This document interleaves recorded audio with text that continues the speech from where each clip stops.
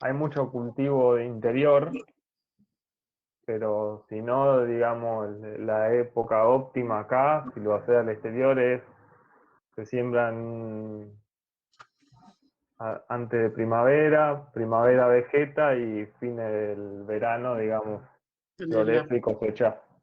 claro, Digamos, la parte vegetativa es con, eh, se quiere con mayor horas luz, o sea, a medida que se van alargando los días vegeta, claro, y cuando se vuelve el fotoperiodo negativo empieza a florecer y claro. Al pero aire lo que libre, eso al aire libre, o sea, en condiciones de adentro uno puede cultivar en cualquier parte del año. Mientras vos le aportes el calor, las horas luz y la humedad, no hay limitantes. claro. Hay que una, ¿por qué se prefiere el CBD entonces? Justamente, en su momento el CBD ganó mucha popularidad porque tiene bastante efectos terapéuticos, que ahora vamos a ver algunos, o bastantes indicaciones terapéuticas, y no tenés los efectos adversos que si se ven con el THC, que es la parte psicoactiva, digamos, toda la cuestión de alteración de la conciencia y demás. ¿Sí? Por eso, como es, si se quiere una droga más segura, si bien las dos son seguras, al tener menos efectos adversos, sobre todo del tipo psicoactivo, eso mucho más en los seres humanos que en los animales, por el hecho de que si uno lo toma de uso diario y prolongado, como se toman muchos de estos fármacos, un fármaco que te genere alteraciones de la conciencia o de los sentidos, medio que te imposibilita o te incapacita hacer tus actividades normales, como pueden ser trabajar, estudiar, lo que fuera. ¿Sí? Entonces por eso el CBD ganó mucha popularidad, porque tiene muchos efectos terapéuticos y no se ven esos efectos adversos que por sí se ven con el THC. Bueno, seguimos un poco con los usos terapéuticos. Esto es un reporte que hizo la Academia Nacional de Canadá, creo que es del 2017, si no me equivoco, ya quedó medio atrasado, pero estaba bueno porque fueron, digamos, los primeros que se pusieron como Canadá siempre fue, digamos, punta con el tema cannabis, fueron los primeros que se pusieron a analizar toda la evidencia que había, dando vuelta, la compilaron, la analizaron y dijeron, bueno, a ver, de lo que sabemos hasta acá, ¿para qué tenemos evidencia de uso? ¿Para qué no? ¿Para qué falta?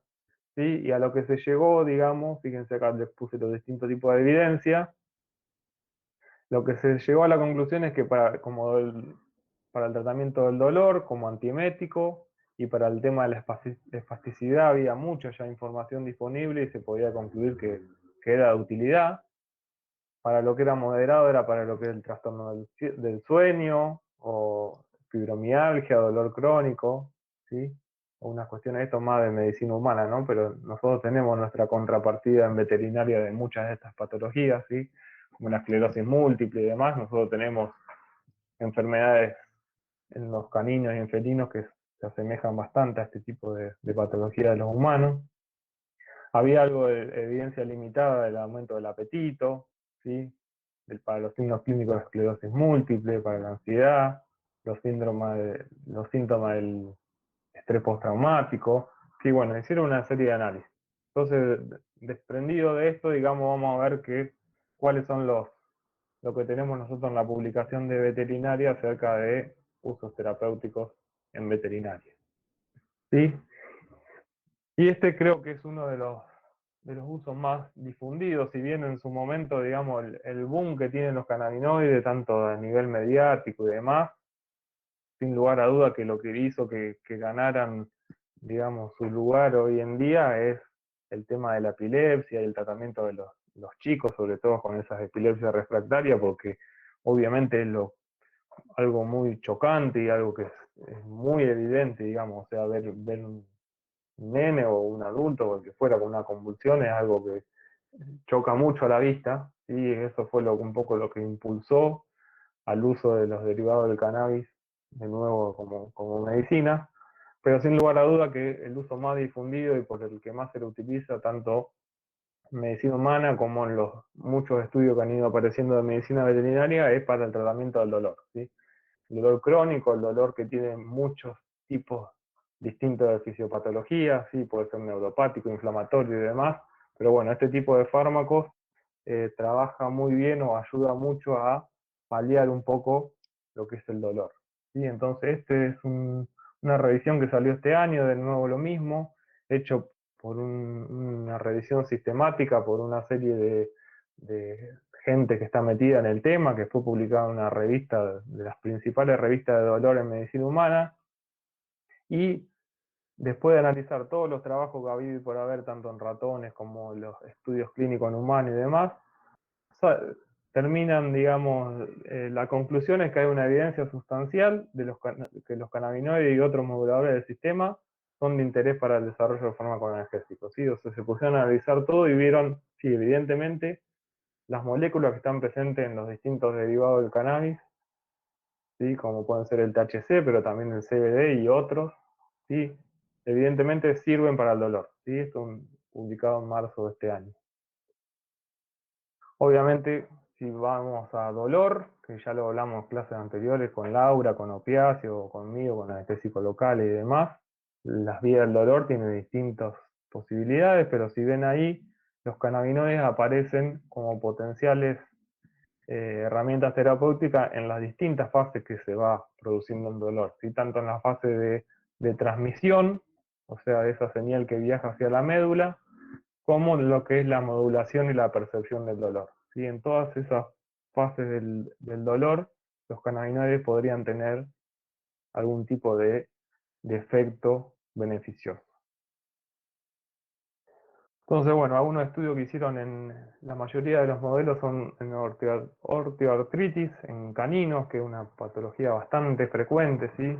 Una patología que genera dolor crónico y osteoarticular en caninos, ¿sí? La gran mayoría de los caninos de edad avanzada y como así también la gran mayoría de los felinos, después de cierta edad, empiezan a aparecer esta serie de dolores crónicos, ¿sí? Que son difíciles de tratar, que los fármacos que tenemos para tratarlos, como son los antiinflamatorios no esteroides, sabemos que no se pueden usar de uso crónico, eso lo vamos a ver bien en fármaco especial, pero o sea, las herramientas terapéuticas que tenemos, tanto en medicina veterinaria como humana, son bastante limitadas, que también tienen sus efectos adversos, entonces esto, digamos, es un sitio target ideal para este tipo de fármacos. Entonces, bueno, acá hicieron unos estudios con distinta cantidad de animales y distintas escalas de dolor y vieron que clínicamente se observó una mejoría, ¿sí? No fue tan evidente cuando uno la analiza desde el punto de vista del veterinario, pero sí siempre los dueños remiten un aumento de la actividad y una disminución de lo que ellos manifiestan como de las sensaciones de dolor, ¿sí? Algo parecido, otro estudio de nuevo con cannabidiol, que ahí su compañera decía que el CBD ella lo tenía como analgésico y es porque sí está probado como analgésico. Esto es un aceite casi rico en CBD, casi exclusivo, digamos, de nuevo para osteoartritis y de nuevo lo mismo. Perdón. Cuando ven el score numérico, ¿sí? A mayor score, más dolor, antes del tratamiento tiene un score valorado objetivamente por un colega, digamos, de 3, después del tratamiento baja a menos de 1, ¿sí?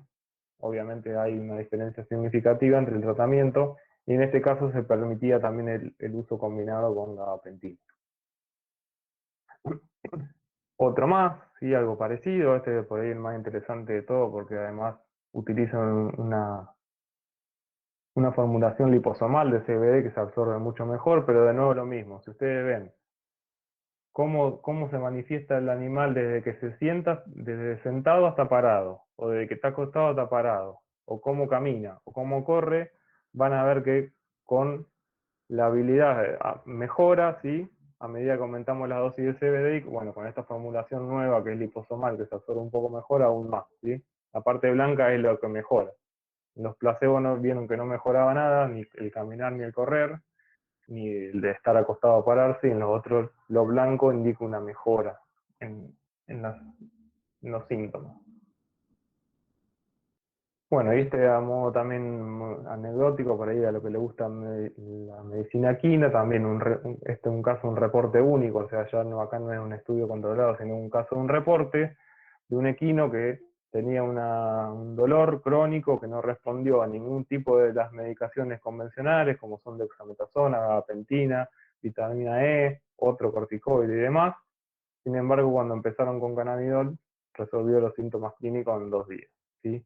De nuevo, esto, acá ya no hay estadística, acá es solamente el reporte de un caso, puede ser incluso hasta anecdótico, pero bueno, es alguna de las cuestiones que empiezan a aparecer en la bibliografía.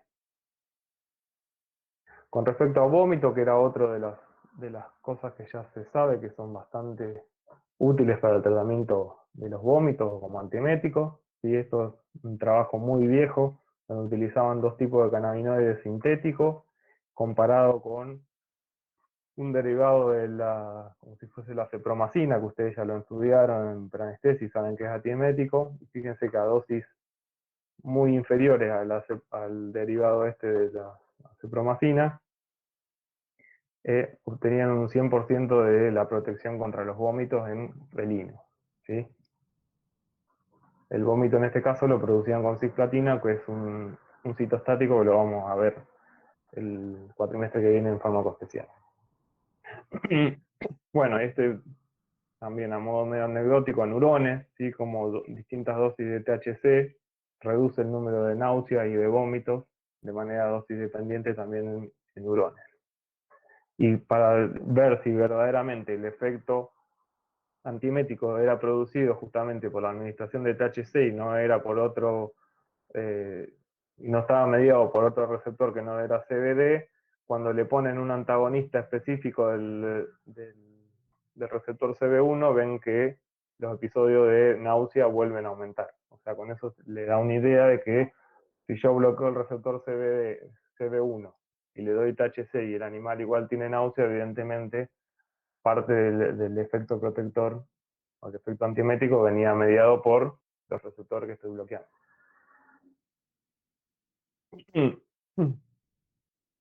Epilepsia, otra de las indicaciones. Acá sí es el cannabidiol, el CBD es mucho más difundido y más eficaz, si se quiere, que el THC, pero el THC también tiene un efecto antiepiléptico.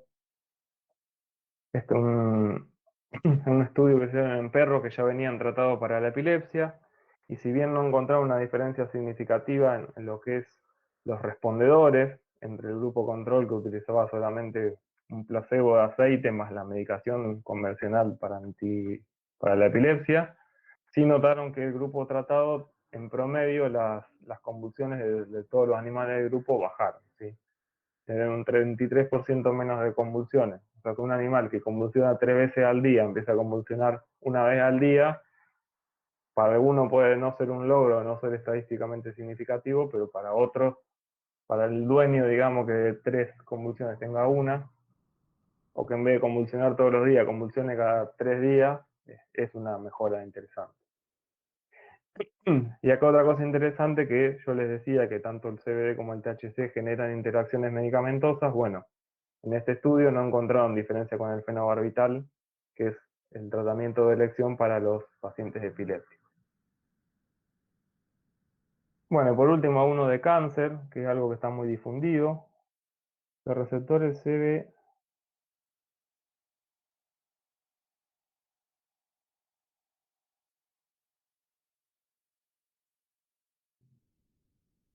Bien, no, los receptores son CB. El CBD es el compuesto, ¿sí? Los receptores son CB1 y CB2. El tema del sistema inmune es lo que yo le decía anteriormente, es una de las cosas que por ahí está más discutida. O sea, se saben que son inmunomoduladores, principalmente hacia la baja, pero no está del todo claro que sean inmunosupresores, ¿sí? O sea, cuando el cuerpo está en un estado de proinflamatorio, ¿sí? Si se quiere, un efecto inflamatorio sistémico, tienden a llevar esa inflamación a un nivel medianamente normal porque modulan. Pero en un animal que está sano y que no tiene ese estado proinflamatorio, no está del todo claro si serían, como si son, por ejemplo, los corticoides, que son justamente inmunosupresores. Es decir, que si nosotros queremos suprimir la respuesta inmune a lo mínimo indispensable, por ejemplo, un paciente que recibió un trasplante, llevar un caso extremo, o un paciente de una enfermedad autoinmune, sí, que se utilizan los corticoides, no está del todo claro que los cannabinoides hagan ese tipo de efecto inmunosupresor. ¿Sí? Es un efecto, por eso digo, más bien inmunomodulador. Lo que sí tienen, justamente que acá venía, con respecto al uso en cáncer, tiene varias aristas, si se quiere. Una de las aristas es por el tema del dolor que ya tratamos, ¿sí? Tanto el THC como el CBD son analgésicos, entonces ayudan a lo que es controlar el dolor producido por el cáncer, que es un tipo de dolor particular, o sea, ya no es ni un dolor inflamatorio ni neuropático, es un dolor justamente un dolor oncológico. Disminuyen el dolor, aumentan el apetito, que cuando uno a pacientes con cáncer le da quimioterapia, los principales efectos adversos son náuseas, vómitos, falta de apetito, el animal adelgaza, entonces también aumenta el apetito, entonces mejoraría por ahí. Es antiemético, entonces lo mismo, si estamos haciendo una terapia contra el cáncer y me da vómito, tener un fármaco que le quite el dolor al animal y además genere un efecto antiemético o el oxígeno que el animal coma, todo eso es beneficioso. Y a su vez, esto último, que es lo que menos comprobado está, si se quiere, o sea, para lo que es síntoma de cáncer anda muy bien. Ahora, como tratamiento específico del cáncer, se están empezando a hacer estudios porque aparentemente tienen un efecto también citostático, si se quiere, en células cancerígenas. Y ese efecto básicamente está mediado por aumentar la apoptosis de células que son cancerosas, disminuyen la angiogénesis, que es importante para que el tumor sobreviva, digamos que genere una angiogénesis marcada, y también disminuye la capacidad metastática de los tumores. ¿Sí? Entonces, de nuevo, esto está un poco más probado in vitro o en algunos modelos animales o algo en algunos ensayos preclínicos en humanos, pero nunca como monodroga, o sea, siempre combinado con otros citostáticos, ¿sí? Pero evidentemente tienen algún potencial antitumoral, ¿sí? Tiene que ser investigado. Por eso, es paliativo contra los signos y dejamos ahí un signo de interrogación si es anticancerígeno también, per se.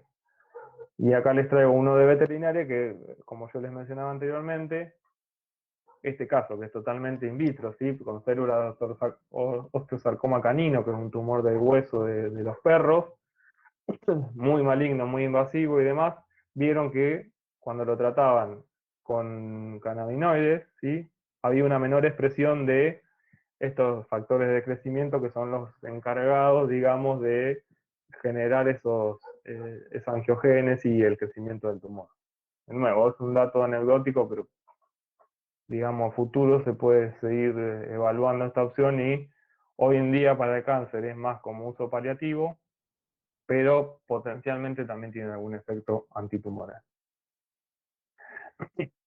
Bueno, dejamos de lado los usos terapéuticos. ¿Qué pasa si nos pasamos de dosis o empezamos a tratar a un animal y nunca le dimos antes?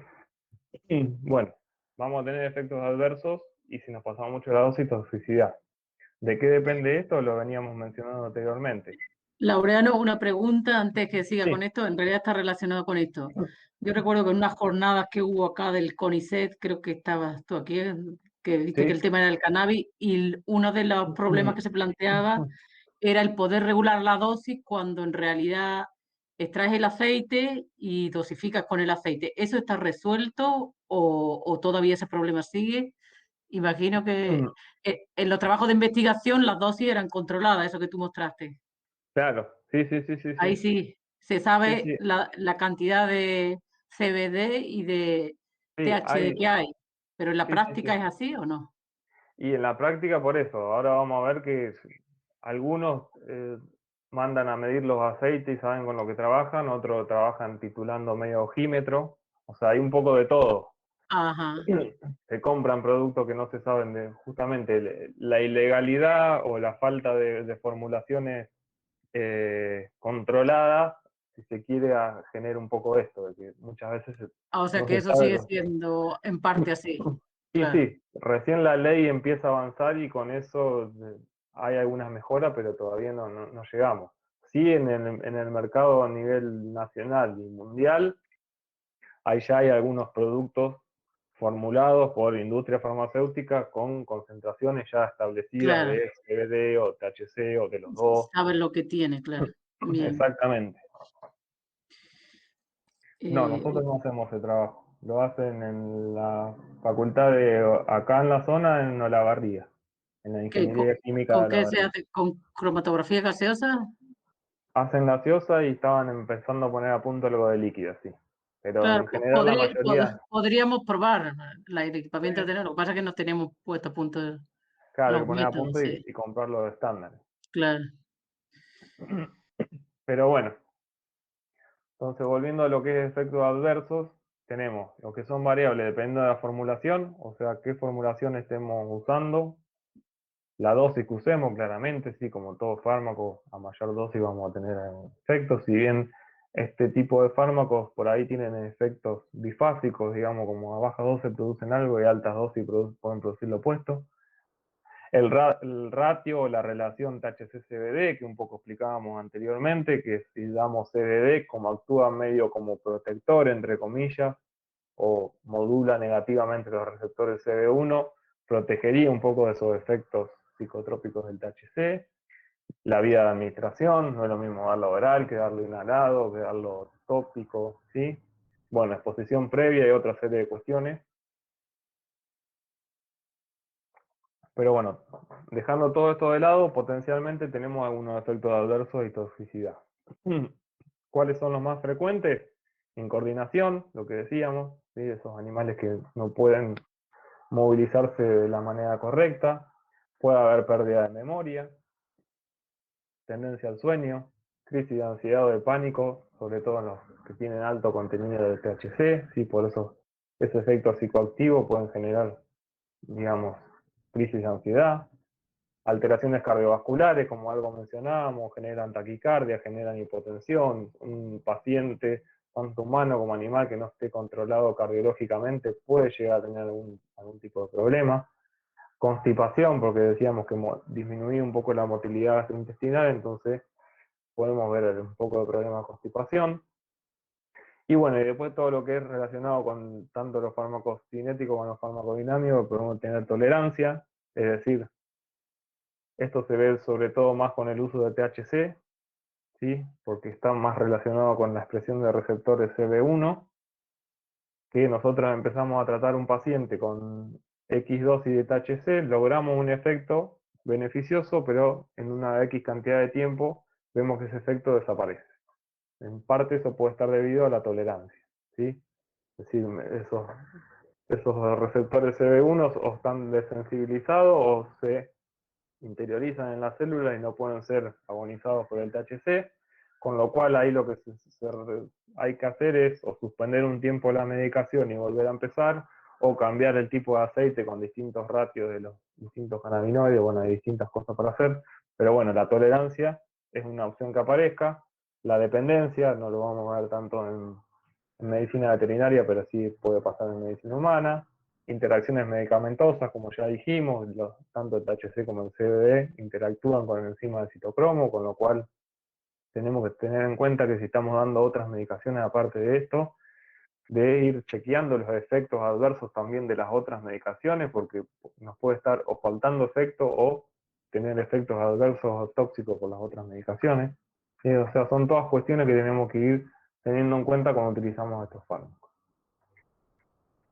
Un poco por lo que les decía al principio, que a pesar de que tenemos una serie de efectos adversos, que son dosis dependientes, sí, fíjense que todavía no hay en ninguna bibliografía determinada una dosis letal para este tipo de fármacos, ¿sí? Esto del THC en particular, le dieron 3 gramos por kilo de peso, 3 gramos acá no era 3 gramos de THC, sino 3 gramos de flores, ¿no? Pero 3 gramos por kilo, que es un montón, a un perro, y así todo no encontraron una dosis letal, ¿sí? Eso es lo que explica lo que decíamos al principio, como no están en sitios específicos como son el centro de respiración y el centro cardiovascular, no tienen ese potencial de generar un paro respiratorio, un paro cardíaco. Bueno, en cuanto a los efectos adversos, algunos estudios que hay dando vuelta en la bibliografía, sí, la mayoría de los casos, obviamente cuando tenemos THC vamos a tener signos neurológicos por el efecto psicoactivo, como pueden ser un poco de depresión, ataxia, temblores, midriasis, ¿sí? Series de efectos mediados por el receptor CD1. Muchos también signos gastrointestinales, puede haber algo de vómito, hipersalivación y diarrea cuando nos pasamos de la dosis. Y en felino pasa algo parecido, ¿sí? Siempre con THC los efectos adversos son más manifiestos, sobre todo estos tipos neurológicos, por eso que en algún momento siempre el THC se lo asoció con problemas, digamos, es como que el CBD siempre, como tiene menos efectos adversos, el más útil, el THC el menos útil por toda esta serie de efectos, pero la realidad es que no, el THC tiene muchos efectos benéficos y la idea es que puedan utilizarse en conjunto con los otros cannabinoides, digamos, pero siempre una dosis, aunque sea muy baja de THC, siempre suma al efecto, como vamos a ver al final de la clase. Problema hepático, lo mismo, ¿sí? Un animal, o sea, si estamos en un tratamiento crónico con este tipo de fármaco, o con este fármaco, o este tipo más otro, cada tanto sería recomendable hacer algún chequeo hepático, justamente porque vamos a ver que en mucha de la bibliografía el uso crónico de este tipo de fármacos lo que marca es un aumento de algunas enzimas hepáticas, ¿sí? Con lo cual, si bien no está del todo claro que generen un daño hepático, sí, obviamente, por todo ese efecto que tienen sobre la enzima de citocromo y porque se metabolizan por el hígado y demás, generan que tengamos que tener en cuenta un chequeo hepático cada X cantidad de tiempo para controlar un poco todo esto. Este es un estudio que hicieron aumentando cada vez más las dosis de THC y de CBD, ¿sí? Y iban evaluando los efectos adversos y un poco lo que veníamos mencionando anteriormente, siempre los efectos adversos más severos, que son los de tipo neurológico, se asocian a altos contenidos de THC. Ahí se me fue el TCH, THC. Sí, o sea que evidentemente siempre los efectos adversos más marcados los vamos a ver cuando los aceites o estemos tratando de animales con dosis altas de THC. Pero de nuevo, son efectos adversos que si uno titula la dosis y va subiendo de a poco y demás, son esperables y controlables, ¿sí? Este que salió, si no me equivoco, este año, que hicieron más o menos lo mismo, pero en felino, y de nuevo lo mismo, ¿sí? Los efectos adversos siempre se relacionan más con la presencia de THC. Sin embargo, aceites ricos solo en CBD generan algún tipo de efecto adverso a nivel gastrointestinal, algún vómito, alguna diarrea, que justamente podemos en parte decir que puede llegar a ser producto de la alteración hepática, pero eh, por ahora los estudios que han hecho no hay una alteración hepática manifiesta y marcada, ¿sí? Sí hay algún aumento de alguna enzima hepática, como puede ser la fosfatasa alcalina o alguna otra, pero no, si se quiere, no de determinada importancia por ahora. Bueno, un poco, para ir cerrando. ¿Qué tenemos disponible? O sea, muy bueno todo lo que venimos hablando ahora, pero bueno, yo soy usted el día de mañana. Nosotros estamos formando ustedes en 2 o 3 años van a estar del otro lado del mostrador, van a poder eh, pedir o indicar distintos tipos de tratamientos, ¿sí?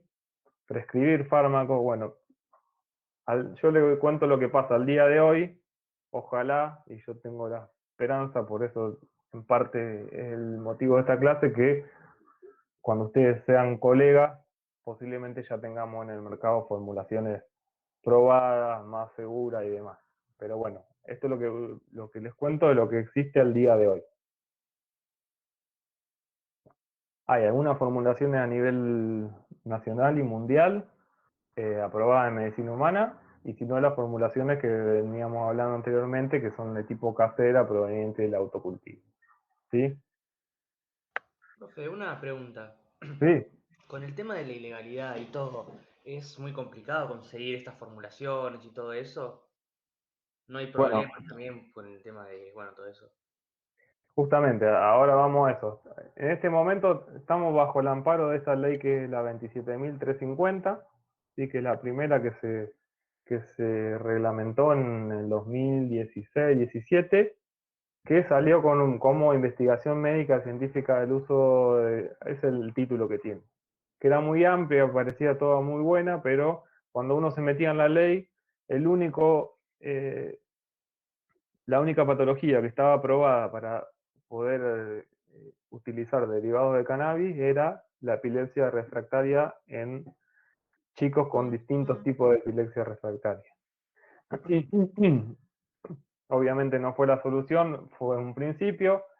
Por suerte el año pasado se hizo una nueva reglamentación donde ya se puso a funcionar un registro, ¿sí? En el cual ahora sí los médicos eh, humanos, ¿sí? Por eso es la noticia que yo le ponía al principio de lo que ahora los veterinarios se están movilizando y están reclamando, porque nos dejaron afuera, digamos, de ese registro, pero es decir, si yo fuese médico humano, yo tengo un paciente que manifiesta dolor y yo creo conveniente que ese paciente va a necesitar el uso de algún derivado del cannabis, lo indico, yo me inscribo en un listado, ¿sí? Con mi matrícula, se lo indico a mi paciente y mi paciente puede inscribirse en un registro que se llama el ReproCan, se inscribe en ese registro y yo con mi indicación y mi firma diciendo que tal paciente necesita tal aceite con determinadas características de contenido de THC y CBD y demás,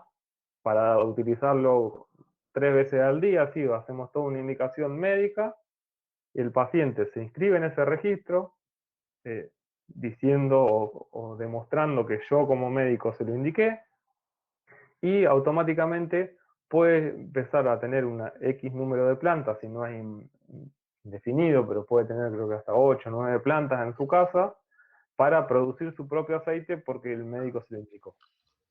Eso es lo que ocurre en medicina humana.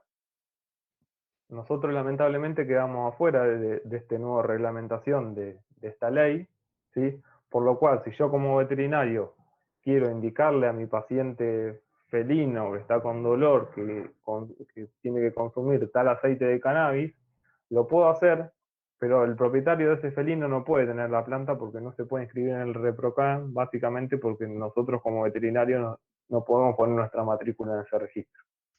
Por lo tanto, si ese tenedor de ese felino tiene una planta y viene la policía a su casa y se la quiere incautar, no tiene manera de defenderse e incluso le puede caber una penalidad legal porque está por fuera de la legalidad, digamos. ¿Sí? Sí, podemos también, hay algunas formulaciones de medicina humana que nosotros podríamos por receta archivada indicar a un farmacéutico para que se la expendan a nuestro paciente. El problema es que las formulaciones que vienen de afuera son extremadamente caras. Y son caras para la medicina humana y son caras para la medicina humana con obras sociales. Imagínense para un dueño de un canino, un felino, indicarle un producto que cotiza en dólares. ¿Sí? Sí, sí. Entonces, bueno, estamos un poco en esa nebulosa, en ese gris, en donde ya los médicos humanos de a poco se están pudiendo inscribir, están empezando a recetar, algunas personas están pudiendo inscribirse en ese registro y tener sus plantas en la casa. Lo que pasa también es que muchas veces la policía tampoco sabe, entonces ahora desconocen esta nueva reglamentación y personas que estaban inscritas en el ReproCan así todos les llevan las plantas, entonces estamos en esto muy nuevo, muy reciente, entonces estamos ahí en un gris en el que yo calculo que en algún momento se verá la luz, pero ahora estamos medio en una etapa de transición. Sí, como que de a poco va avanzando eso. Exactamente. La realidad hoy en día que para nosotros, médicos veterinarios, podemos prescribir porque nadie nos lo impide, no hay ningún lado escrito y lo que no está prohibido está permitido. O sea, nosotros podemos indicar a quien queramos, el problema es que el propietario no se le va a hacer fácil conseguir lo que nosotros estamos indicando, por cuestiones de costo o de falta de los productos. ¿Sí? En eso estamos ahora. La otra ley que se está hablando ahora en en el Senado o en diputados, no me acuerdo dónde está, es la ley para regular un poco lo que es la producción de tanto cannabis como industrial como medicinal, pero esa es otra ley en paralela como para regular la producción, no tiene nada que ver con esta ley de investigación médica y científica y uso medicinal de la planta. Lo que sí tiene como positivo la reglamentación que se hizo el año pasado es que ya se dejó de lado el tema de la epilepsia y ahora antes el único que podía recetar era un neurólogo para un nene con epilepsia refractaria. Y distinto, y un tipo particular de epilepsia refractaria, ni siquiera que era muy general. Ahora cualquier médico que se inscriba en este registro va a poder recetar a sus pacientes. En eso estamos, en esa nebulosa. Pero bueno, si pudiéramos acceder a formulaciones, ¿qué tenemos disponible? Estos dos tipos de formulaciones. Formulaciones aprobadas para la medicina humana son, les diría, a nivel mundial, las primeras 4, la última de nacional lanzada recientemente al mercado. Cesamet, que es Nabilona, que es un análogo del THC sintético, lo mismo que el dronabinol, estas son las drogas, digamos, estos son los nombres comerciales. La Nabilona y el dronabinol son fármacos que se aprobaron en 1980, ¿sí? Son fármacos viejos, como antieméticos, ¿sí? Antimético del oxígeno, y estos son ¿para qué fueron aprobados en medicina humana? Fíjense, en 1980, o sea, ya hace 30 años que sabíamos que el THC era beneficioso y que podía tener algún efecto, pero tuvimos que crear uno sintético y cambiarle el nombre, porque si decíamos que era algo que venía de la planta de cannabis, obviamente no iba a poder ser aprobado nunca. Pero ya desde hace 30 años que como antiemético a nivel mundial se pueden utilizar cannabinoides sintéticos para tratar problemas del vómito, ¿sí? Estos dos productos no están aprobados acá en Argentina, o sea, si alguien quisiera importarlo tendría que hacer todos los trámites y poder aprobarlo, pero hoy en día no los podríamos encontrar acá. Sativex y Epidiolex son productos más nuevos, y esto sí, Sativex es un producto que tiene un ratio 1:1 THC-CBD, y que fue aprobado para la espasticidad muscular en caso de esclerosis y otros problemas así neurológicos. Medicina humana siempre hablando, ¿no? Este es un aerosol para aplicar en la boca, tipo para absorberse por vía sublingual. Y después tenemos el Epidiolex, que es puro CBD, que fue aprobado justamente para anticonvulsivante en niños con distintos síndromes de epilepsia refractaria a otros medicamentos, ¿sí? Como son el síndrome de Dravet y el Lennox-Gastaut. Son unos síndromes raros de medicina humana para los cuales se aprobó este tipo de productos, ¿sí? De acá es que, digamos, empezó a impulsar el tema del CBD como anticonvulsivante. Y recientemente en el mercado nacional salió este fármaco, que vendría a ser como un fármaco, una formulación copia del Epidiolex, que fue aprobado para su uso acá en Argentina. De nuevo, tiene solamente puro CBD. Es este producto que lo fabrica este laboratorio, no importa, no viene al caso. De nuevo, para el tratamiento, o sea, vendría a ser con la misma indicación que este, a un laboratorio nacional que copió un poco las indicaciones y los efectos y hizo una formulación comercial para Argentina. Esto obviamente cotiza en dólares porque es importado. Este tiene un precio en pesos. El problema es que el precio en pesos de este producto, fíjense, este tarrito que son 30 o 35 mililitros, de 100 miligramos mililitros de Conbupidiol, sale en el mercado 50.000, 60.000 pesos. Imagínense que la cantidad de frascos de esto que tiene que gastar un niño que tiene convulsiones por día o por mes. O sea, sigue siendo algo totalmente lejano a los bolsillos de la mayoría de nosotros. Me quedaron algunas preguntas ahí. Para que no decomisen es necesaria la receta médica. Para que no decomisen necesitas estar registrada en el ReproCan. Obviamente, para registrar en el ReproCan, anteriormente el médico te tiene que haber indicado tener la planta. O sea, acá el que valida tener la planta es el médico, por su receta. ¿Estamos acá? Esas son formulaciones de medicina humana. O sea, nosotros en Argentina podríamos acceder a alguna de estas, circunstancialmente, que podríamos indicárselo al propietario de nuestros pacientes y podría ir a la farmacia a intentar conseguirlo, pero ya les digo que, o ir traerlo de afuera, pero a un costo totalmente exorbitante. Entonces lo que hace la mayoría de los usuarios es fabricar su propio aceite. Y está claro que el costo es casi nulo, ¿sí? Estamos seguros que de lo que tenemos ahí. Hay una tercera pata, si se quiere, que es comprar aceites artesanales o caseros a un tercero, que bueno, ahí tenemos varios problemas porque muchos hacen las cosas bien, como todo. Muchos hacen las cosas bien y venden lo que dicen vender, pero otros venden aceite de oliva sin ningún tipo de cannabinoide adentro, ¿sí? Entonces un poco a razón de eso es que es importante saber qué es lo que tienen los frascos de aceite adentro. Bueno, este es un trabajo de afuera, 2019.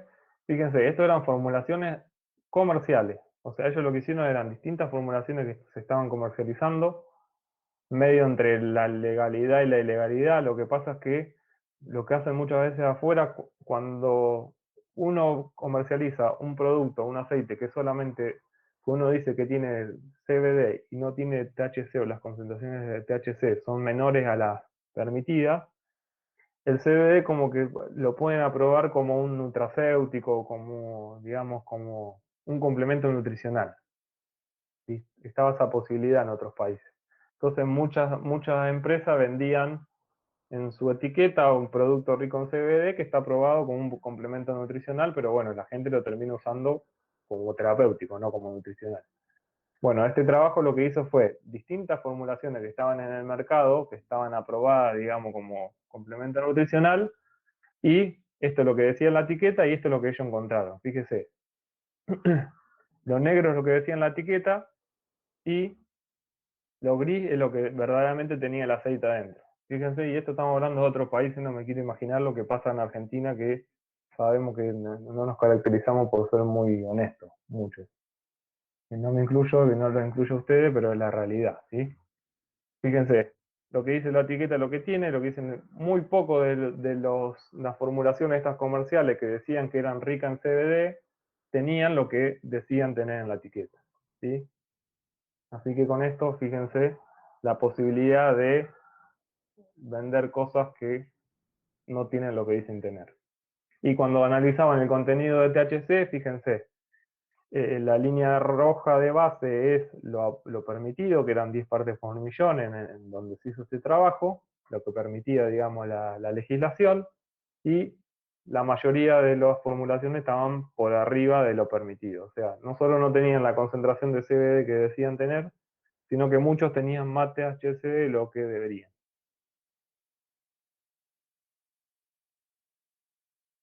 Bueno, esto es algo más o menos parecido entre la etiqueta de esto. Hicieron una serie de análisis en productos, de 30 más o menos productos, o sea, 29 productos, 10 tenían más o menos con un error aceptable lo que decían tener, 9 productos tenían menos de lo que decían tener y 10 productos tenían de más. Y muchos de esos productos, 4 de los 29, tenían contaminación con metales pesados, que es otro problema, ¿sí? La planta de cannabis se utiliza o está postulada para utilizar como bioremediación, o sea, una planta que donde uno la pone, si está en una tierra que está contaminada con metales pesados, tiene la capacidad de absorber esos metales pesados y sanear la tierra. Pero ese saneamiento de la tierra va a costa de que el metal pesado se bioacumula en el material vegetal.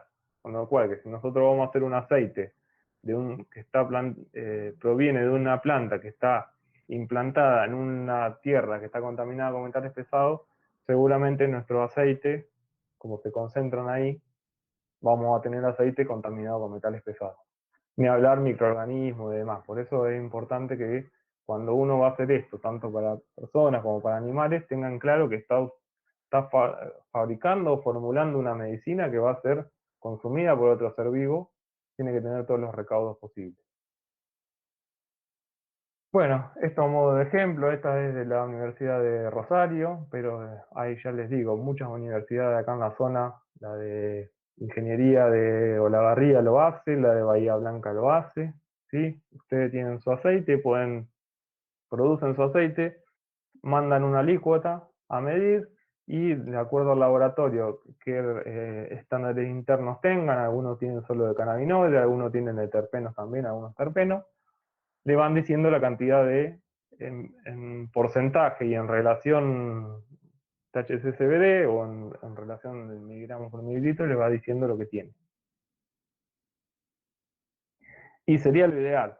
O sea, si vos lo tenés una maceta en tu casa, no creo que tu maceta o el piso de tu casa esté contaminado, pero sí, sí. Actualmente se están extendiendo más estos análisis y hoy en día algunos de estos facultades que uno puede enviar analizar el contenido de cannabinoides, además de dosar el número la cantidad de cannabinoides, se le puede pedir también que busquen la presencia de contaminantes o de metales pesados o demás.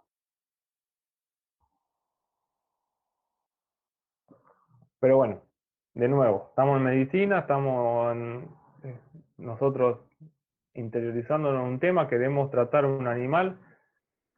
Es importante saber lo que tenemos. No podemos, si bien se puede ir titulando la dosis a efecto, es decir, vamos tratando al animal y vamos aumentando paulatinamente las dosis, viendo a ver cuándo obtenemos el efecto benéfico o si empezamos algún signo de toxicidad podemos frenar y demás, que es lo que hace la mayoría.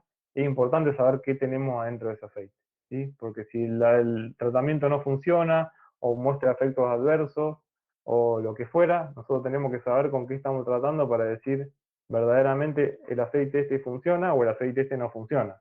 Y sí, arsénico acumula también. Por eso es importante desde un punto de vista médico, saber con lo que estamos trabajando, ¿sí? Ninguno de nosotros se nos ocurriría agarrar un comprimido que está suelto ahí en el cajón, que no sabemos ni de qué es, ni qué miligramos tiene adentro, y me duele la cabeza y me lo tomo, ¿sí? O dárselo al perro. Y bueno, esto pasa más o menos lo mismo. Si bien nosotros los cultivadores generan un estrecho lazo con la planta y saben más o menos el perfil que tiene, si tiene más THC o más CBD o lo que fuere, cuando uno puede haber variaciones en la planta misma, puede haber variaciones en la extracción, o cuando yo guardé ese aceite en la heladera, y lo ideal sería cada tanto hacer un chequeo de lo que tengo ahí adentro, si yo tengo intenciones de ir ajustando una dosis, ¿sí?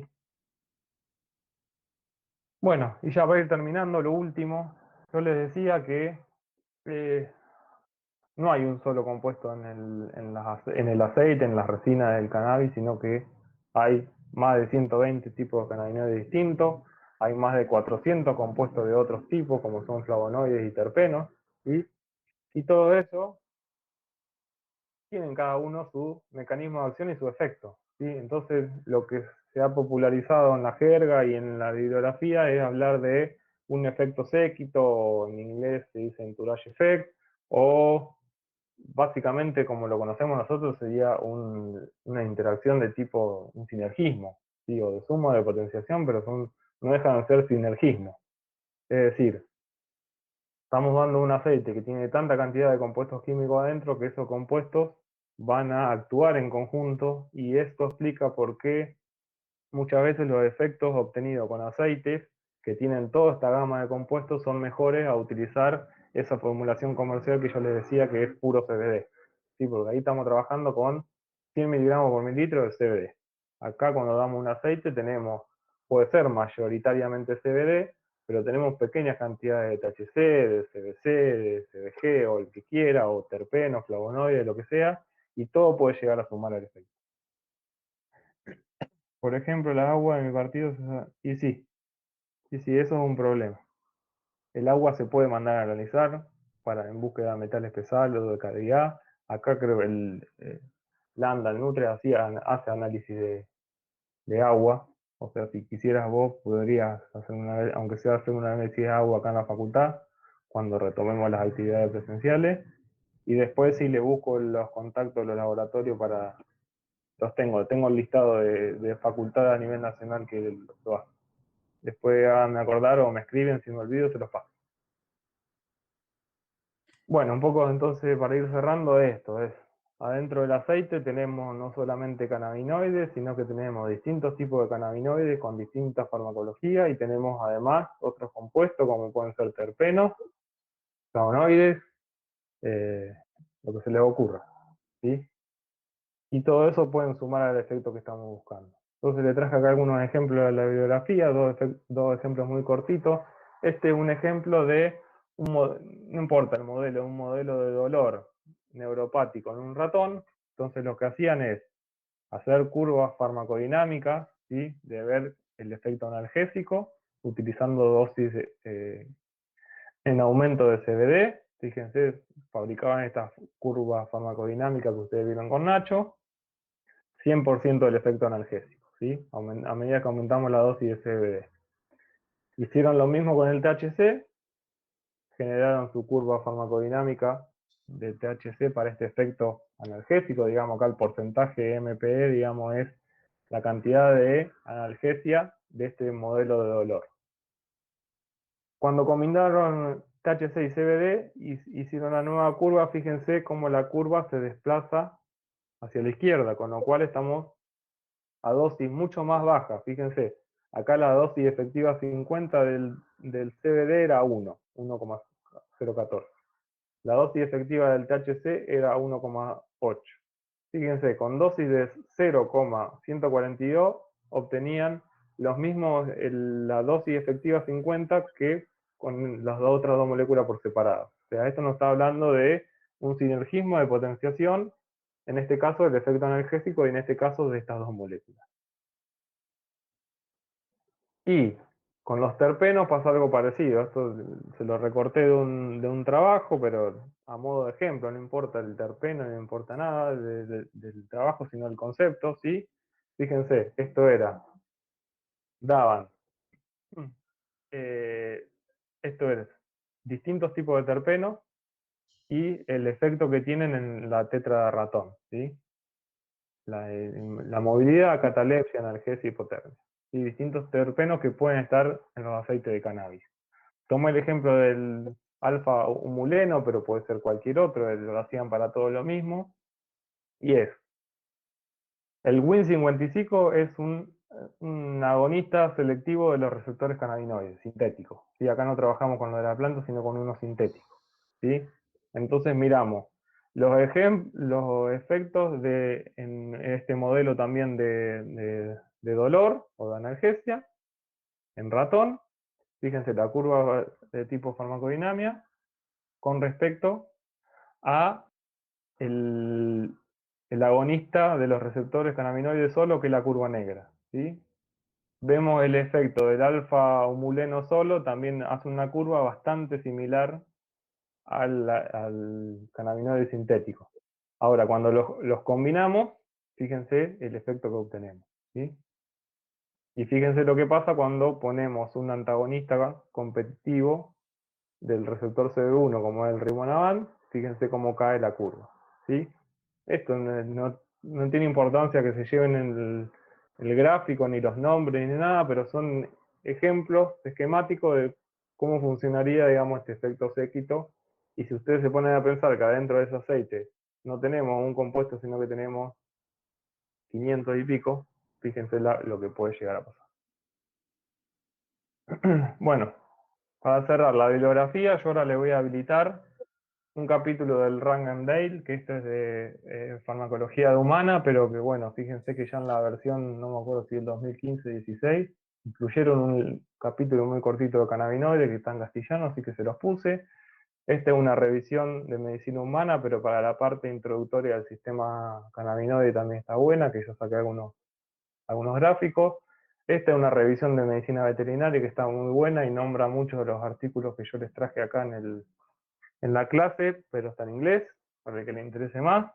Y acá algunas páginas donde pueden acceder a información que es bastante amigable y que tiene algunos videos, alguna infografía que está buena, Fundación Cana, que es de España, el Observatorio de Cannabis Medicinal, que también es de España, Y bueno, este es un buscador científico para trabajos, al que le interesa buscar alguno de los trabajos que yo le mencioné ahí en las diapositivas, puede acceder a este buscador de artículos científicos y por el nombre y lo que yo les pongo ahí en la cosa lo puede buscar, si no me lo pide.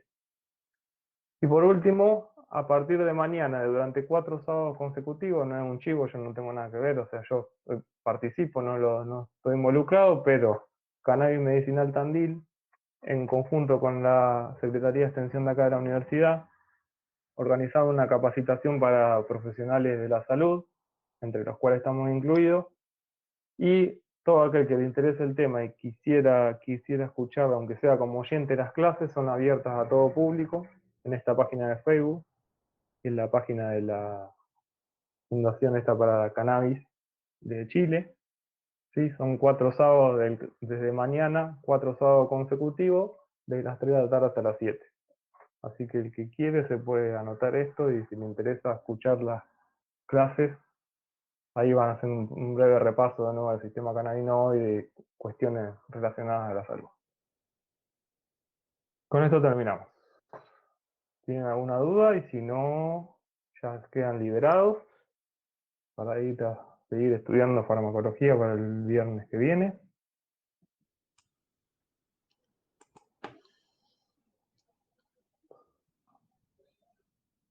Se me fue un poco con el horario, pero bueno. Los que están tan interesados en el análisis y en el tema de la contaminación con metales pesados, ¿es porque tienen algún familiar cerca que cultiva o porque están cultivando? ¿Cuál es la inquietud? Si es que están ahí todavía.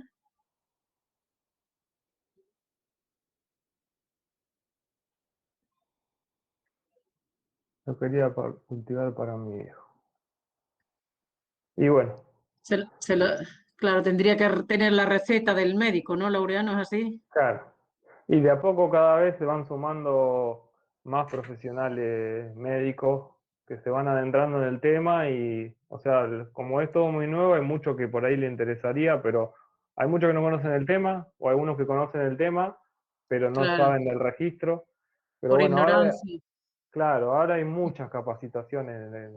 La verdad, yo estoy participando de algunas, pero hay por toda la universidad han largado capacitación, así que en un corto periodo de tiempo yo calculo que va a haber profesionales de la salud en cualquiera de las ciudades, incluso si era por acá cerca de Tandil o por no sé de dónde sos, Patricia, pero ya te digo, esta capacitación que les mencioné ahí último, que la organiza la universidad en conjunto con Cannabis Medicinal, es para justamente profesionales de la salud de esta zona. Así que Claro, a partir de ahí yo calculo que alguno más se animará. Eh, pero bueno, y tendría que cualquier avanzar. duda, consulta lo que tengan, si no nos escriben, si les interesa algún artículo o algo. Ya les digo, información hay un montón, pero Claro, ahí Patricia cuenta que le consiguieron claro. semillas por mamá cultiva, porque su nene tiene trastornos sí, Sí, de sí, atención, ¿no? mamá cultiva también tuvo un auge muy grande con el tema de los chicos con epilepsia y la verdad que tienen muchos videos, muchas cuestiones de didáctica que están muy buenas para el que quiere introducirse en el tema, digamos, está bastante bueno. Bien, Bueno, si tienen alguna otra duda, si no ya los liberamos. Bueno, gracias. Recuerden que el miércoles después le vamos a publicar bien el horario, pero vamos a tener la clase de consulta para el sí, parcial y ya calculo que para ahí ya van a tener bien los horarios, los grupos, el protocolo de examen y todo. Así que nada, bueno,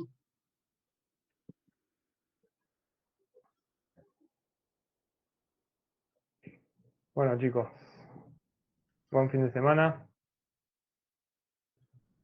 listo. Nos veríamos el miércoles entonces. Dale. Ah, Bueno, si querés, quédate un cachito que te da una pregunta del parcial, dale, dale. así ya lo terminamos de cargar.